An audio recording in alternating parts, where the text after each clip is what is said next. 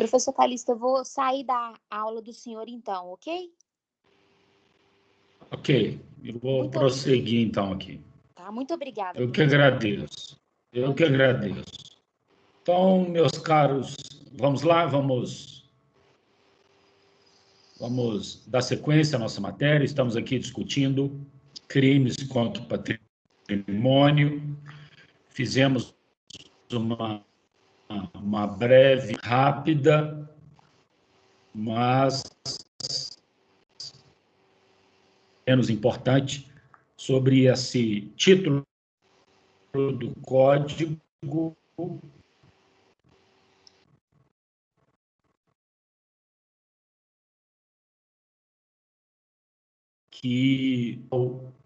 da nossa sociedade. Pois bem, então nós começamos, abre os crimes contra o patrimônio por ser a modalidade típica mais básica e elementar. Pois bem, algumas comparações são muito importantes. A questão do subtrair, e o outro é fazer a vítima entregar. Aí vocês vão falar, mas como assim a vítima vai entregar? Sim. Então vejam que no furto e no roubo não existe esta atitude da vítima. A subtração no furto é porque ela não está prestando atenção, ela não está tendo visibilidade na minha conduta, então eu consigo subtrair. E no roubo eu vou subtrair, porque muito embora a vítima esteja tendo a visibilidade da minha conduta, ela está ameaçada. Ela está colocada numa posição de nada fazer no roubo. Senão ela apanha, senão ela morre. Esse é furto e roubo. Então, no roubo, se introduz o elemento violência na subtração, de tal sorte que o autor não está preocupado com a visibilidade da vítima. No roubo,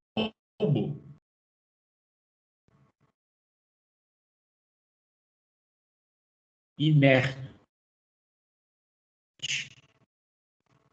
e porque tente alguma reação, sofrerá a violência. Ok?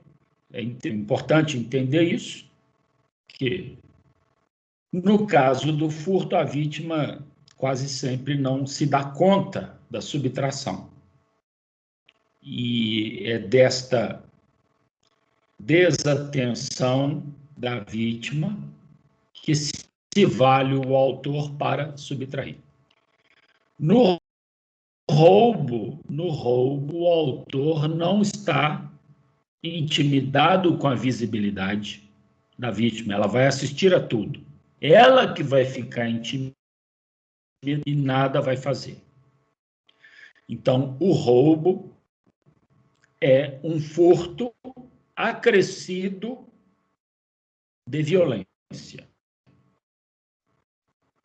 O roubo é um furto praticado com violência. O furto está dentro do roubo. O furto está dentro do roubo. E quando o autor mata a vítima, ele coloca dentro do roubo o furto e o homicídio. Tudo dentro do roubo. O latrocínio tem a subtração dentro dele e a morte da vítima. Então, é um roubo tem dentro dele furto e homicídio. Furto e homicídio se juntam para formar o latrocínio. Então, vejam que o roubo ele avança um pouco mais para dentro do título. Ele já deixa de ser aquela modalidade básica, simples, para se tornar uma modalidade mais culpável. Mais culpável. Uma pessoa com disposição de roubo é diferente de uma pessoa com disposição de furto. São culpabilidades diferentes. São autores diferentes. São níveis de reprovabilidade diferentes.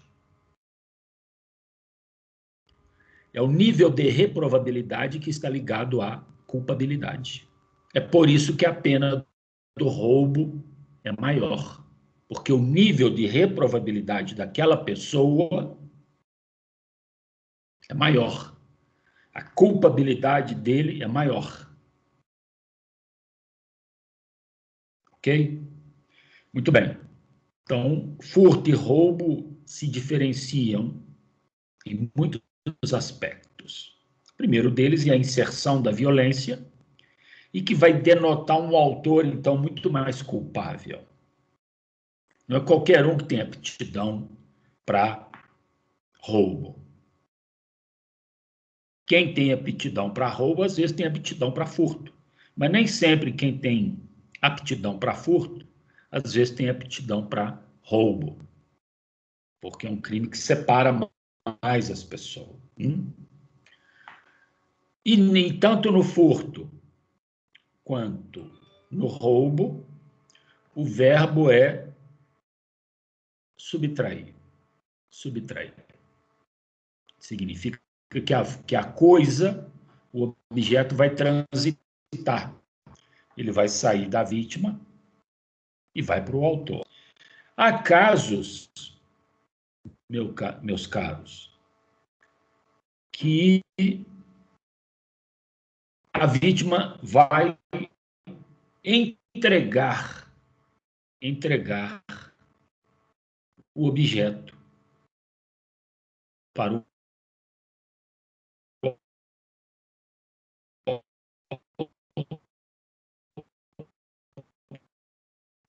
Calixto. Então, vejam que essa entrega... A aula está picando muito. Eu não sei se é só para mim, mas está picando bastante. Picou um pouco agora aqui também. Tá mesmo.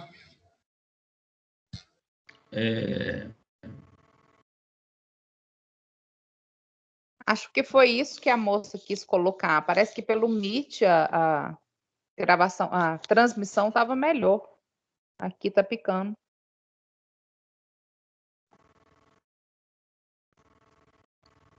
Vocês querem voltar lá para outra plataforma? A gente volta também. A qualidade lá estava melhor, Calixto.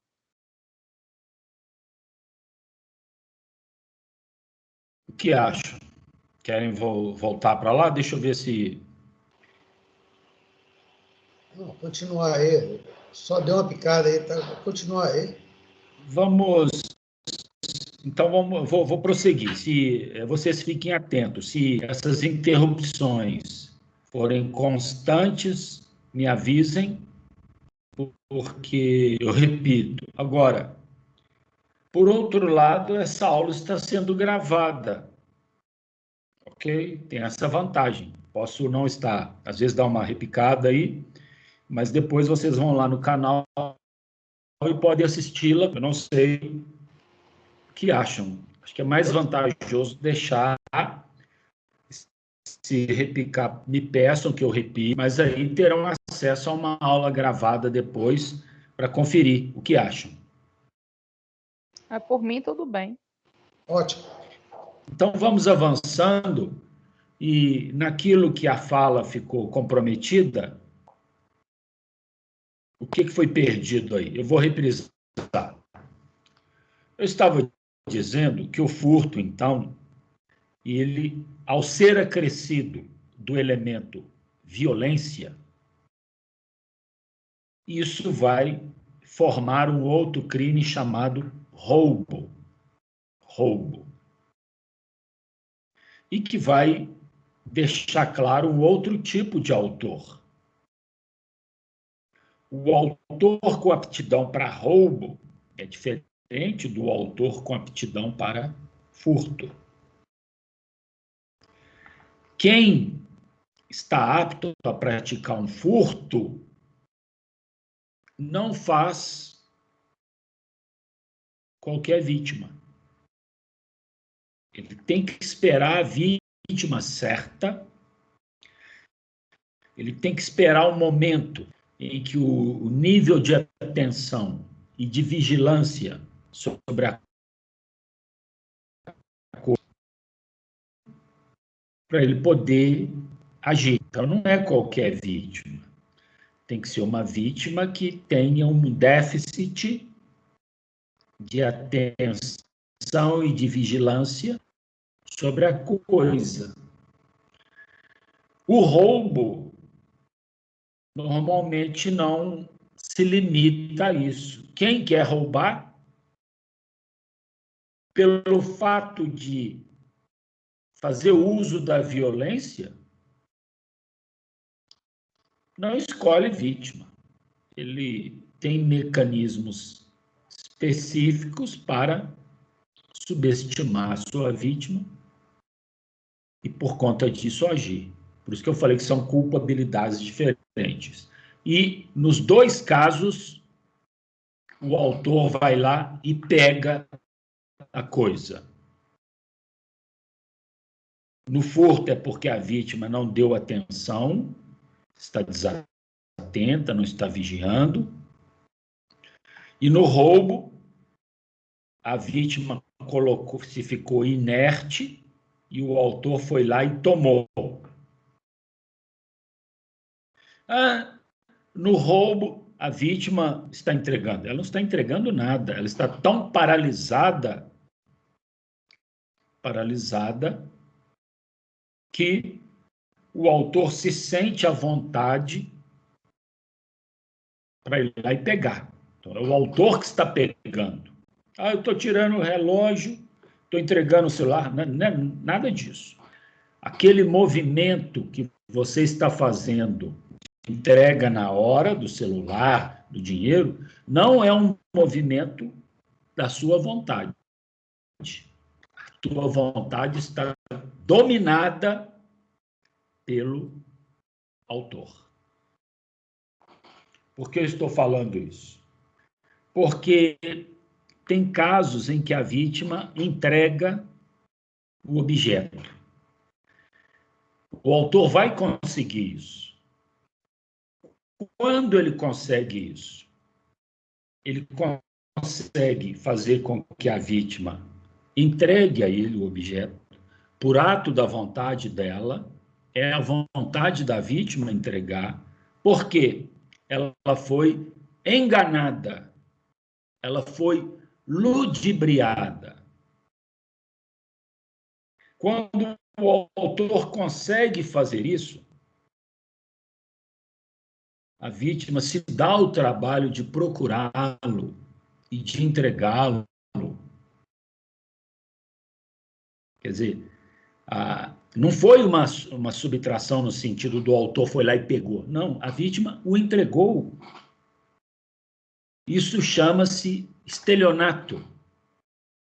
Estelionato. Então, no estelionato, a vítima não será subtraída. Ela não estará inerte e, por conta da sua inércia desatenta, o autor foi lá e pegou. Não. A vítima está acompanhando tudo, assistindo tudo, está compartilhando com o autor do ato. Então, ela entrega. Ela está entregando. Isso é estelionato. Então, o estelionatário é aquele que tem a capacidade de convencer alguém de entregar-lhe algo. A passagem do objeto da vítima para o autor será feita pela vítima. A vítima que vai fazer isso. Então, o estelionatário consegue isso. Isso é estelionato. A primeira diferença do furto para o estelionato é exatamente essa, a capacidade que o autor tem de fazer a vítima entregar-lhe o objeto. E vocês confiram aí, por favor, a pena. A pena do furto, que exige do autor apenas a oportunidade de uma não vigilância da vítima, ele vai lá e pega, é de 1 a 4. Confiram. 155. No estelionato, o autor ele tem que ter um pouco mais de atuação. A atuação dele em fazer com que a vítima o entregue se reflete na pena. Vejam que a pena do estelionato é um pouco maior. Lá no artigo 171. A pena do estelionato é de 1 a 5. O estelionato tem esse dom, essa capacidade. Ok? Então, o estelionatário, ele cria uma situação para ludibriar, para iludir a vítima, e às vezes ele não age nem na hora. A conversa vai, conversa. Em dado momento, em dada circunstância, a vítima entrega para ele. Então, é a vítima que entrega. Estelionato, que eu já falei para vocês, vem de stélios, que é uma espécie de camaleão. Estelionatário é um camaleão. É o camaleão do crime, estelionatário. Quando o autor parte para a violência, para fazer a vítima entregá-lo, qualquer coisa, então a vítima tem que digitar uma senha, ou pede um prazo, enfim, a vítima tem que fazer alguma coisa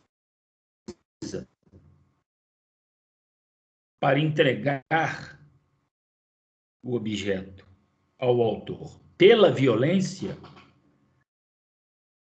isso chama-se extorsão. Extorsão. Assim como o roubo é um furto com violência, a extorsão é um estelionato com violência. Quem pratica extorsão obriga, constrange a vítima a fazer alguma coisa, e esse alguma coisa corresponde a entregar-lhe o que ele quer, o que o autor quer. É por isso que bem imóvel pode ser objeto de estelionato. Uma pessoa pode passar o seu bem, o seu imóvel para outro em sendo enganada, como pode passar o seu imóvel para outro em sendo ameaçada. Ok? Então, vamos fazer um paralelo entre furto e roubo, modalidades em que o autor vai até a vítima e dela subtrai. Seja por desatenção, furto, seja por violência, roubo. Quando o autor aborda a vítima e faz com que ela entregue o objeto, ela tem que fazer alguma coisa, não é entregar assim, me dá a sua carteira, entreguei, não, isso é roubo. A vítima não teve que fazer nada. Mas quando a vítima tem que fazer algo antes, isso é extorsão. Quando a vítima entrega por fraude, estelionato. Quando entrega por violência, extorsão. Por isso que roubo e extorsão, vejam aí no código, estão no mesmo capítulo. Eles abrem o capítulo do roubo e da extorsão. Alguém quer fazer alguma pergunta? Minha fala saiu picada em algum momento? Podem falar. Esse último, professor, estelionato, você falou de extorsão por penúltimo e depois estelionato. É por quê? Vamos repetir. Tá. Sabemos que no furto e no roubo, o autor vai lá e subtrai. Ele que vai agir.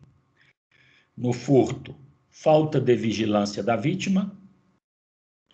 No roubo, violência. O autor vai lá e vai tomar. Roubo. No estelionato, a vítima vai entregar. Vai entregar porque foi enganada. Então, ela vai passar o objeto para o autor porque foi enganada, foi ludibriada, foi iludida.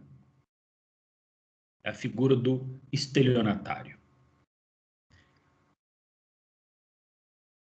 A extorsão é um estelionatário que age com violência. Ele obriga a vítima a fazer o que ele quer. Então, a vítima vai se sentir intimidada e vai entregar a ele o que ele quer. Às vezes não é nem no mesmo dia, não é nem na mesma hora, não tem problema. Não precisa ser bem móvel, pode ser imóvel, pode ser qualquer coisa. Qualquer vantagem econômica que o autor consiga da vítima por ameaçá-la chama-se extorsão. O que caracteriza a extorsão, meus caros, procurem entender. E se não entender, eu vou explicar um pouco mais. A extorsão, ao contrário do roubo, em que a ação do autor com a coisa é direta, ele chega e pega. Na extorsão, ele não consegue fazer isso. Guardem bem. Na extorsão, para que o autor tenha acesso ao que ele quer, ele vai obrigar a vítima a fazer algo primeiro. Então, o acesso que o autor tem à coisa na extorsão não é um acesso direto. Não é do tipo, sai da frente que eu vou pegar. Não. Ele depende de algo que a vítima tem que fazer. Então, ele tem que obrigar a vítima a fazer alguma coisa para ele ter acesso ao objeto. Quando ele não precisa da vítima, é só empurrar, chegar e pegar, significa que é roubo. Se ele depende da vítima, por exemplo, se a vítima tem que abrir um cofre, ou seja, o autor não tem acesso, já virou extorsão, porque ele depende de uma conduta da vítima para ter acesso àquela coisa. Entenderam? Agora ficou claro. Muito grato. Professor, Pois não? no início o senhor havia falado a questão do roubo mais furto, mas eu não entendi porque picou. É que gera o latrocínio? Vou repetir. Me acompanhe. Nós vimos que o furto é a conduta contra o patrimônio mais básica. Na medida em que eu vou introduzindo ao furto outros elementos, ele vai piorando, ele vai se transformando em outros crimes. Então, quando eu introduzo a violência no furto, ele passa a ser roubo. Então, o roubo é um furto com violência. E ainda, quando eu introduzo um homicídio no furto, ele passa a ser latrocínio. O latrocínio é um roubo praticado com morte, que, por sua vez, o roubo é um furto com violência. Então, o latrocínio tem dentro dele furto, violência e morte. Tudo dentro do latrocínio. Por isso que é um crime complexo. Crime complexo, ele traz elementos de outros crimes.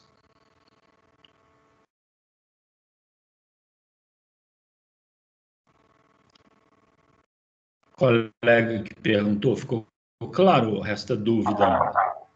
Não, ficou claro, professor. Muito obrigada. E aí a senhora vai perceber que o roubo na modalidade de latrocínio, que está aí no artigo, confira, por favor, 157, parágrafo 3º, no artigo 157, parágrafo 3º, que fala do roubo com morte, o autor vai atacar 2 bens jurídicos. Ele vai atacar a vítima e matá-la.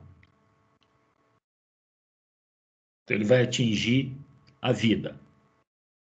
E depois de atingir a vítima com a sua vida, ele vai pegar-lhe o patrimônio.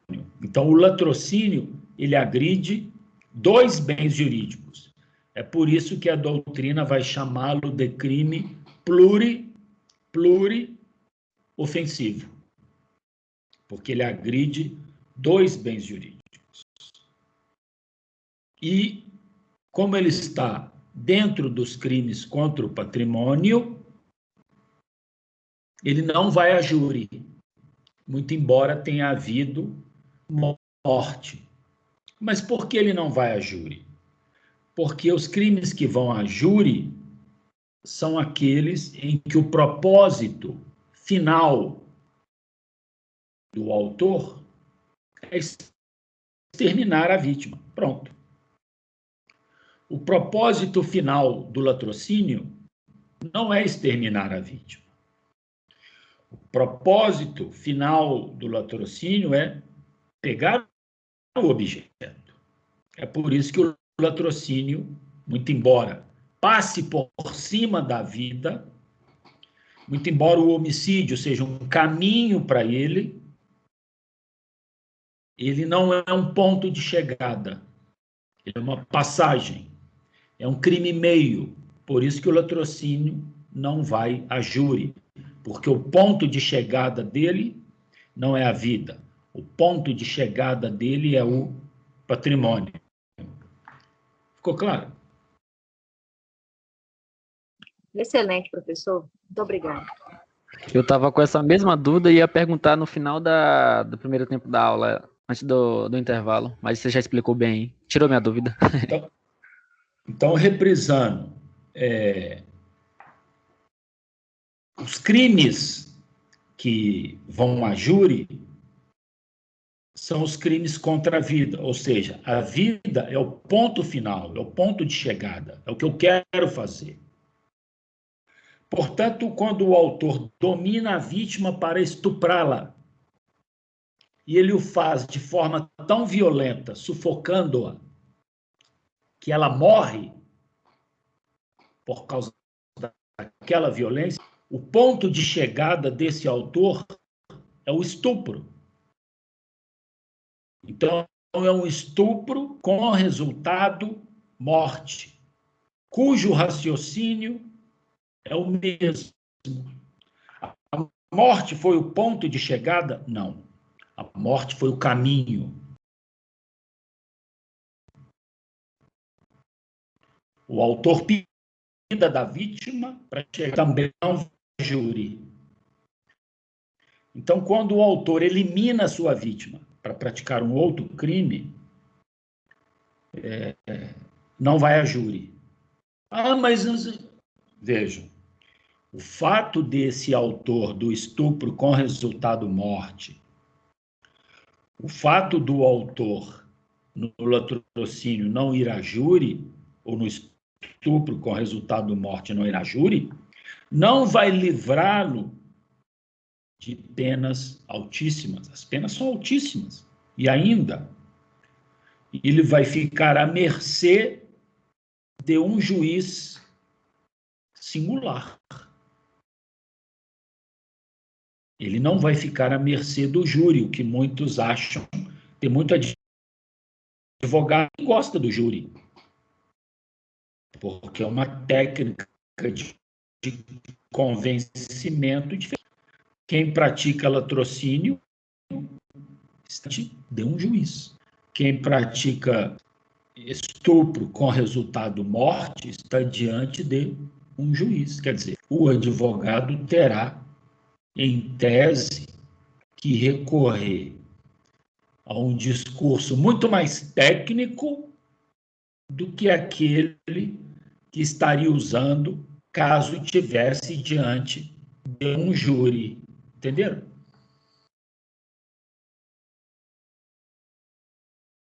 Sim, professor. Não, eu fiquei confuso, professor. Como é que é o negócio? Advogado, quando tiver... O que eu quero dizer é o seguinte, que os crimes que têm morte, mas não são crimes contra a vida, porque o propósito do autor não era matar a vítima, o propósito do autor era matar a vítima para fazer alguma coisa. Exemplo, latrocínio. Nesses casos, o autor não vai a júri, porque o latrocínio é crime contra patrimônio, não é crime contra a vida. Aí alguns vão achar, poxa, mas ele deveria ir a júri. Ok. Mas o fato dele não ir a júri vai colocá-lo diante do juiz singular, do juiz monocrático. E que vai exigir, então, do advogado de defesa um discurso, uma defesa muito mais técnica do que aquela que ele eventualmente faria se estivesse diante de um júri. Ou seja, apresentar uma defesa para um juiz monocrático, em tese, exige muito mais técnica do que aquela defesa que se apresentaria diante de um corpo de jurados. Entenderam? Entendi, agora ficou claro. Agora não picou, não. É por isso que tem advogado que adora júri. Porque lá no plenário do júri, o advogado faz muitas coisas. Chora, não é? Faz toda uma cena ali para atingir os jurados. Eu pergunto se o advogado, diante de um juiz, se ele chorar, declamar, vai resolver alguma coisa. Nada. O juiz vai ficar olhando para ele e falar, esse cara está no lugar errado. Entenderam isso? Eu já fui júri popular aqui em Divinópolis, eu sei que é isso mesmo. Sabe o que eu estou falando. Então, é exatamente isso. Então, o que vai a júri? Crime contra a vida. O que é o crime contra a vida? É o propósito final do autor. É eliminar a pessoa. Pronto. Então, não é sempre que ocorre morte que é crime contra a vida. Eu tenho que analisar se aquela morte foi o objetivo final do autor, se foi o dolo do autor. Se aquela morte foi uma passagem para outro crime, exemplo, latrocínio, não vai a júri. O autor sequestra a vítima, pede resgate, mantém a vítima no cativeiro. No segundo dia, que ele vai lá no porão conferir a vítima amarrada, ela está morta. Teve uma parada cardíaca. Esse crime, vejam, aquela morte não foi o objetivo final do autor. O objetivo final dele era o resgate. Então, não é um crime que vai a júri, não é um crime contra a vida, é um crime contra o patrimônio. Ficou claro? Tranquilo. Beleza? Ok?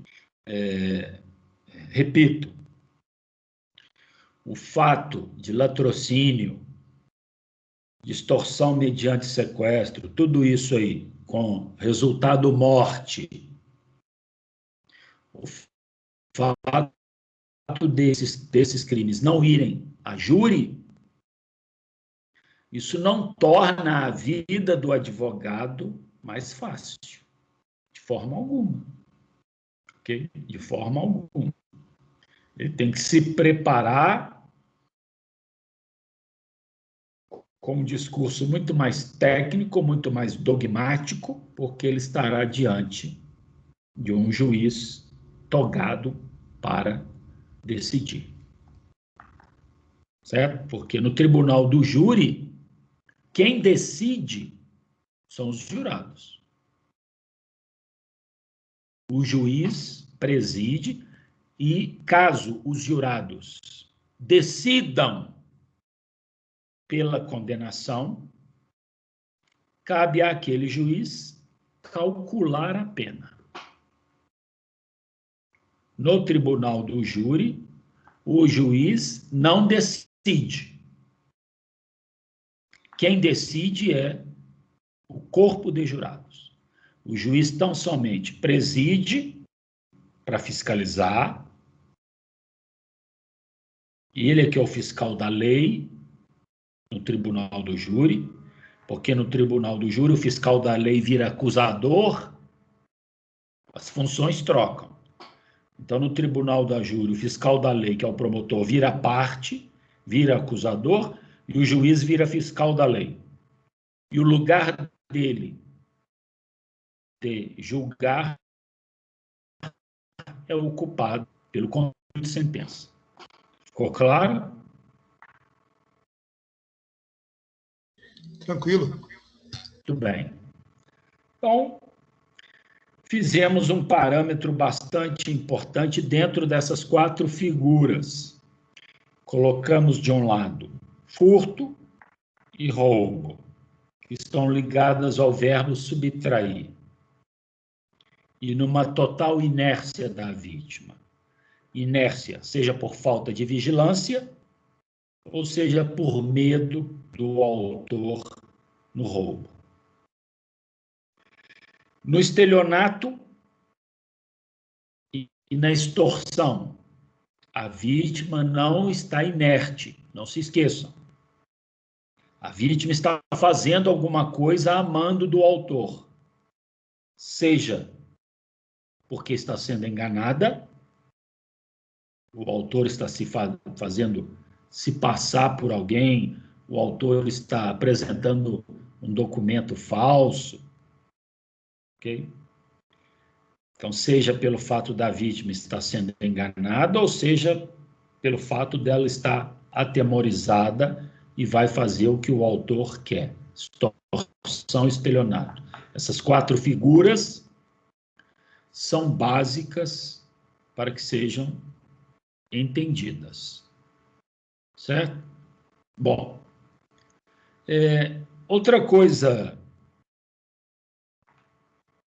importante meus caros, nos crimes contra o patrimônio, é uma questão que envolve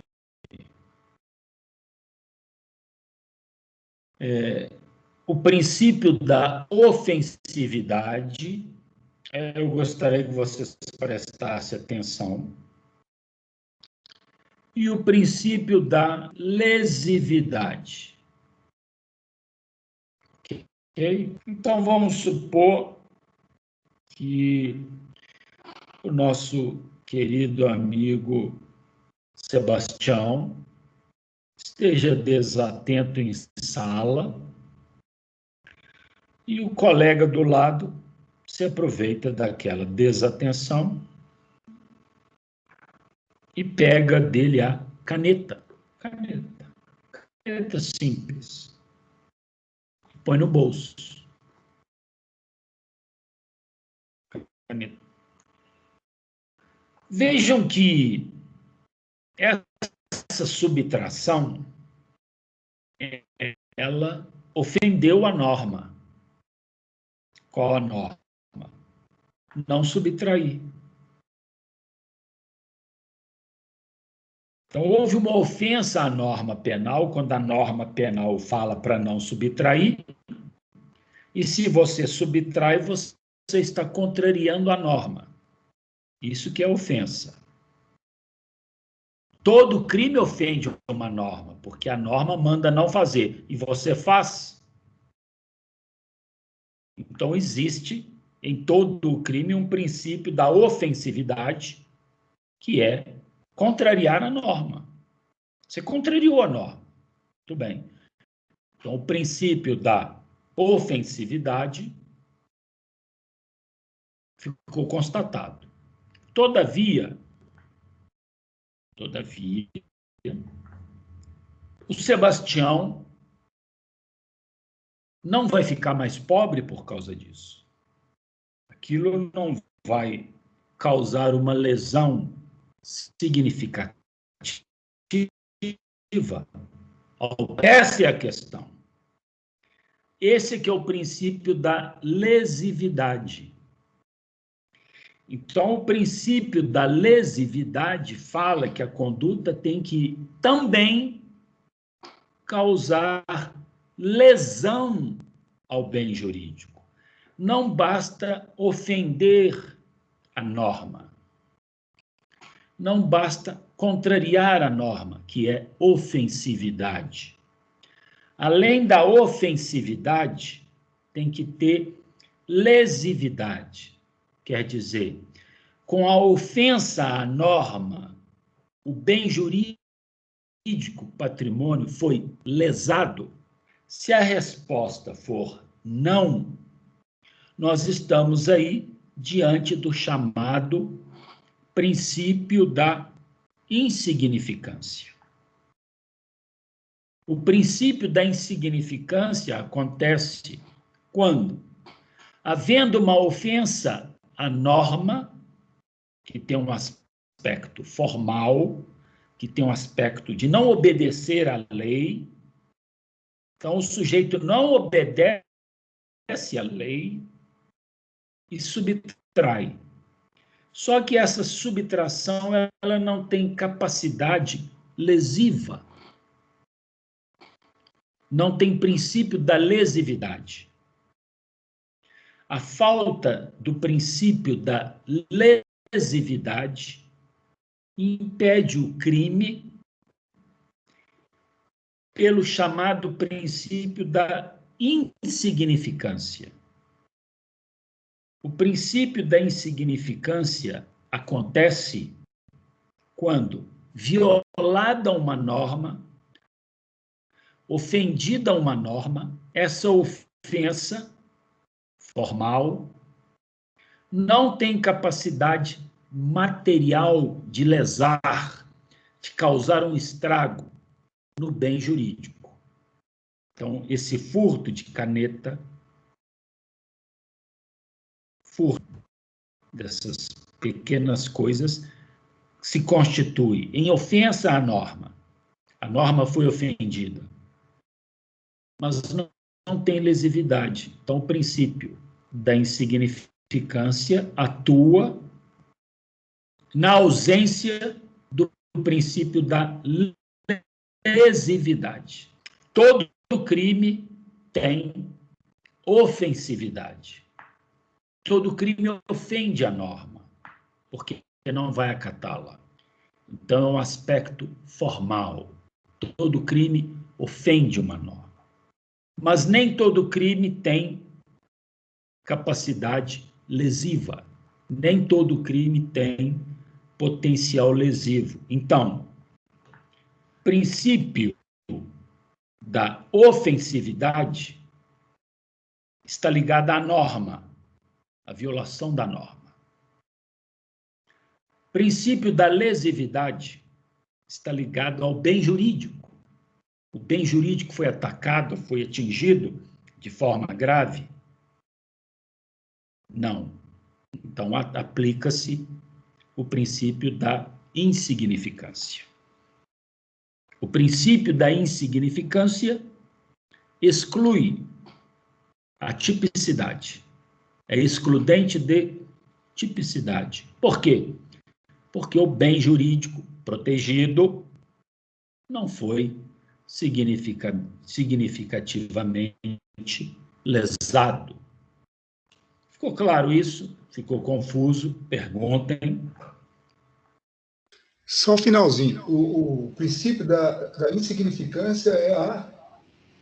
Está ligado à ausência da lesividade. Quando o autor ofende a norma e furta, ele violou a norma, furtou um par de chinelo usado. Ele ofendeu a norma. Mas, muito embora tenha havido o princípio da ofensividade, a ofensa à norma, não houve lesão ao bem jurídico, ou seja, o patrimônio da vítima se manteve intacto. Aquilo para a vítima não significa nada. Isso que é o princípio da insignificância. Aplica-se o princípio da insignificância quando a conduta do autor não tem potencial lesivo para atingir o bem jurídico, que é um raciocínio muito usado nos crimes contra patrimônio. Isso é constantemente discutido.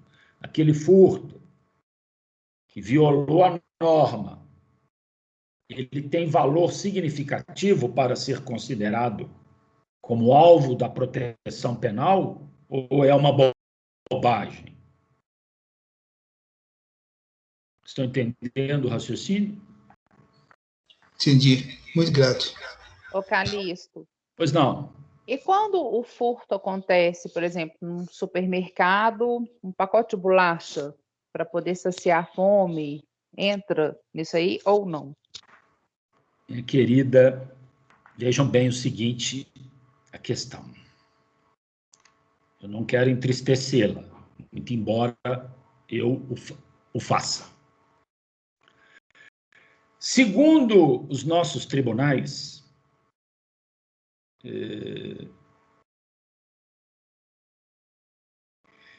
é considerado furto de bagatela, furto de bagatela,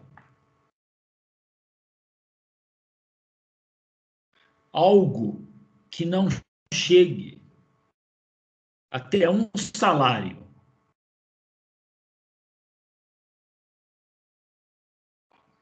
Peraí, fala de novo, eu não entendi. Bagatela, furto até privilegiado, tem aí no código, confira o furto privilegiado, acho que está no parágrafo 2º. Considera-se de baixo valor a coisa quando ela não chega a um salário. Um salário? Mas, e aí vem a tua pergunta, que não quer calar e que vai nos atormentar. Por isso que eu vou deixá-la triste. Essa pergunta vai nos atormentar. Por que pessoas que furtam bolacha, que furtam carne, furtam CD, shampoo, vão ao cárcere e são condenadas. E às vezes são condenadas por furto qualificado, porque mostrou astúcia do jeito como...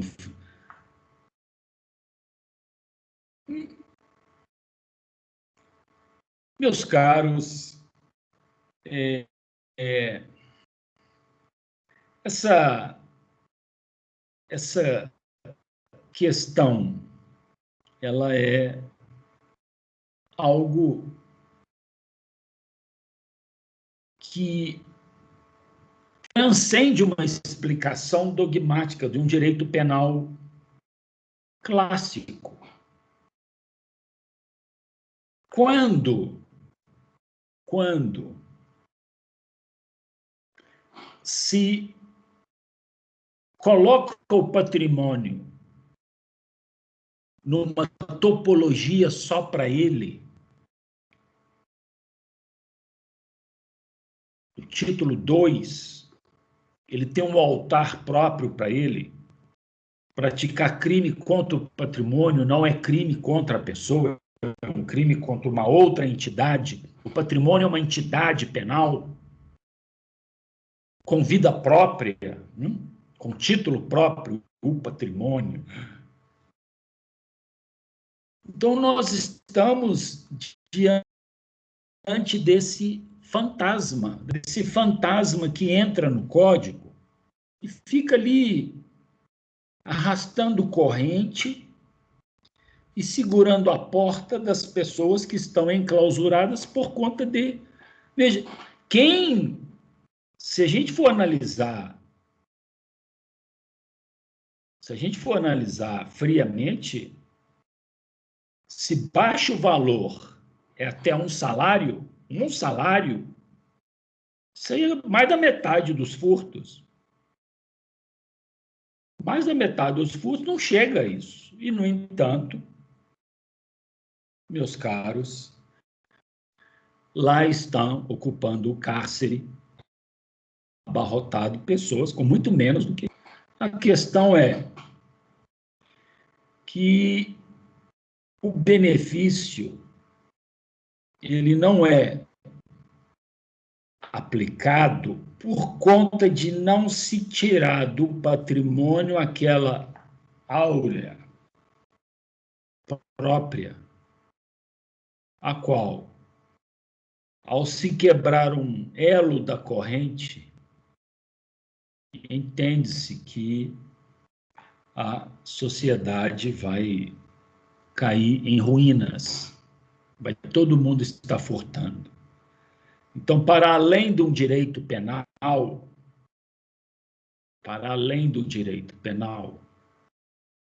como forma de política criminal de controle das classes baixas, porque isso aqui vale para a classe alta, isso não vale para a classe baixa. Para a classe alta, um salário mínimo não é nada. Então, se privilegia a classe alta. Para ela, isso não é. Para a classe baixa, isso é muito.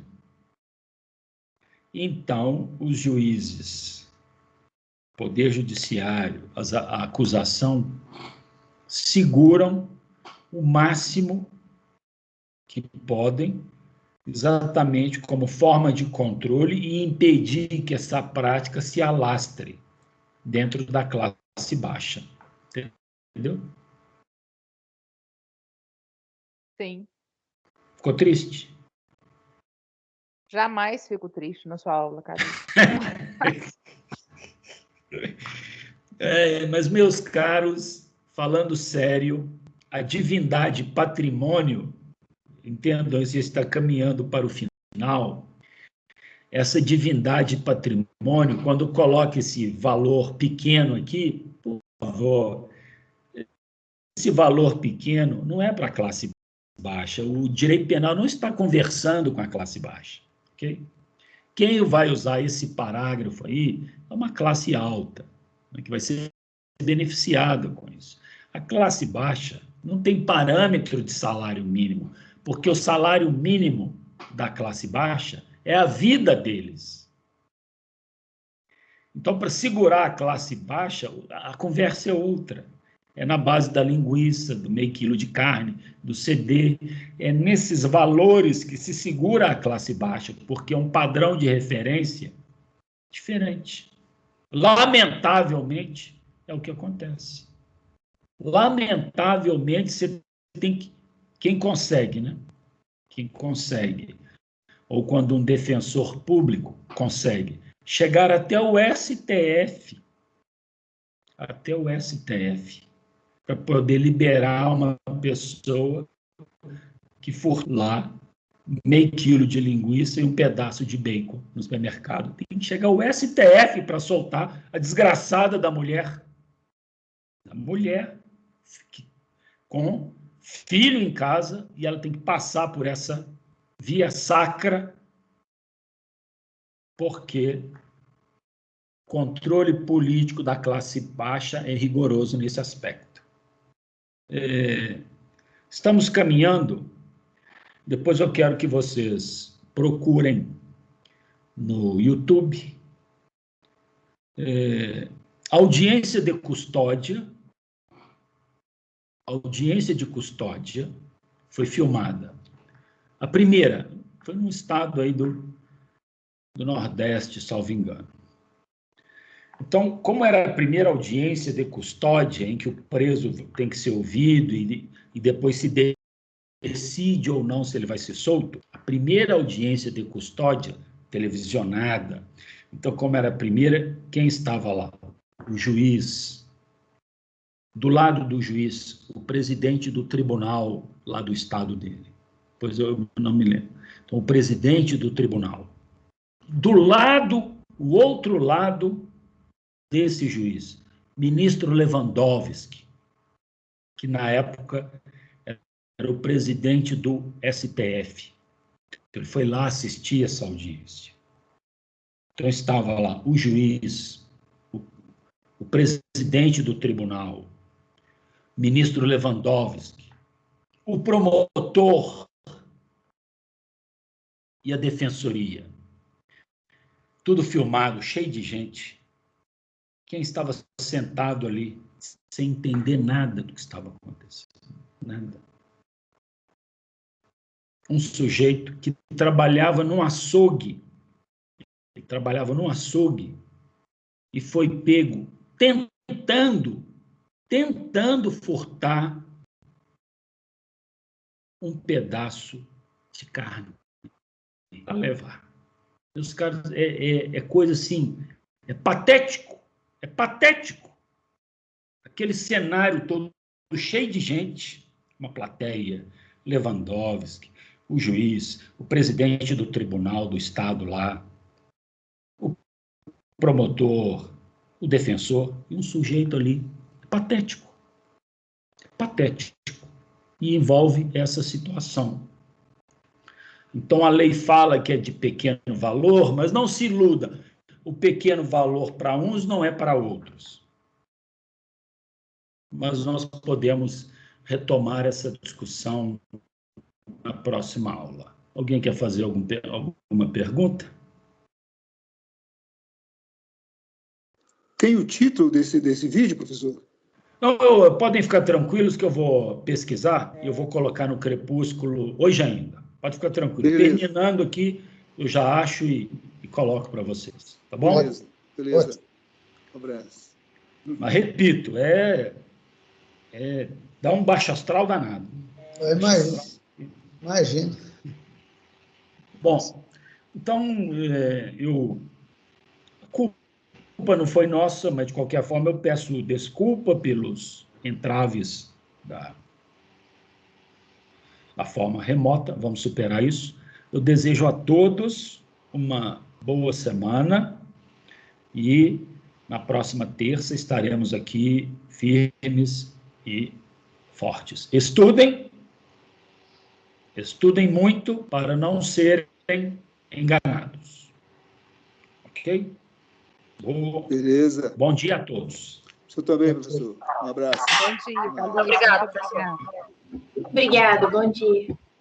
Obrigado. Bom dia, Rodrigo.